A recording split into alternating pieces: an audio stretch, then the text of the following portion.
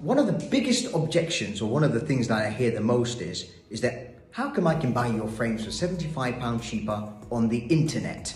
My question is that how do you overcome this objection which you hear potentially on a regular basis? My first thing that goes through my mind is, why would you want to buy something from the internet which is a high value product which needs to be made specifically and tailor-made for you? So the first thing to mention to them is that, look, when you're buying frames from us as well as lenses, we're going to make sure that we're going to measure you up properly. You're going to make sure that you're looking for the right position of the frame.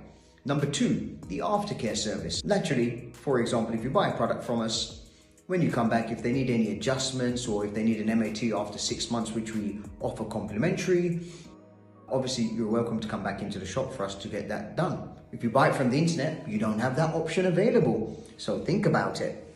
Number three, we are specialists when it comes to that specific brand. Yeah, so for example, if someone buys a Lindbergh frame as an example, we are Lindbergh specialists. Therefore, we've been trained by Lindbergh on how to fit the frames and how to make them feel as comfortable as possible when you're wearing them.